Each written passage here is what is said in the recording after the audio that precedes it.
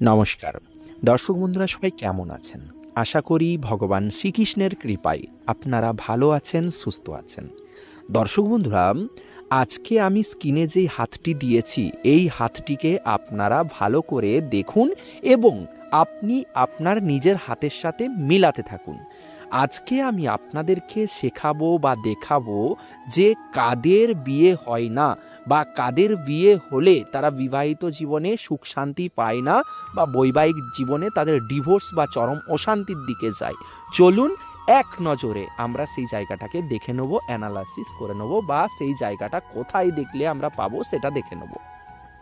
দর্শক বন্ধুরা, তার জন্য আমাদেরকে দেখতে হবে যারা পুরুষ মানুষ মানে ছেলে ব্যক্তি আছেন, দেখুন আপনারা ডান হাতটাকে ভালো করে এই হাতের সাথে মিলিয়ে দেখুন। আর যারা মহিলা আছেন, যারা মেয়ে আছেন, তারা আপনাদের বাঁ হাতটাকে এই হাতের সাথে মিলাতে থাকুন। ঠিক এই জায়গাটিকে আপনারা ভালো করে লক্ষ্য করুন। এই স্থানটি হচ্ছে আমাদের বিবাহিত জায়গা বা বৈবাহিক স্থান।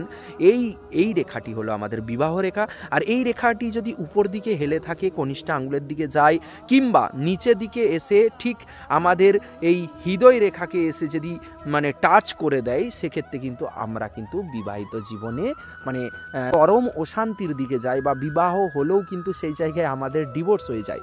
নিচের দিকে গেলে বিয়ে হতে পারে, বিয়ে হলেও সেই জায়গায় কিন্তু ডিভোর্স হওয়ার চান্সটা কিন্তু 100%।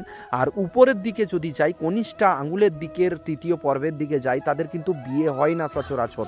আপনার হাতে যদি এরকম থেকে থাকে অবশ্যই আপনি কমেন্টে জানাবেন। এর প্রতিকার কী লাগবে বা কী হবে সেটাও আমি আপনাদেরকে বলে দেবো।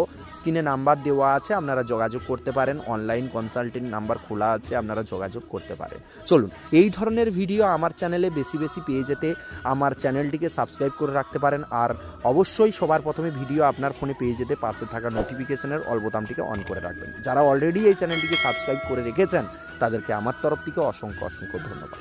ভালো থাকুন, সুস্থ থাকুন। নিয়ে আসছি নেক্সট একটি পরবর্তী ভিডিও, সেখানে আপনাদেরকে অনেক কিছু দেবো বা অনেক কিছু জানতে পারবেন। ততক্ষণ আপনারা অপেক্ষা করুন। ধন্যবাদ।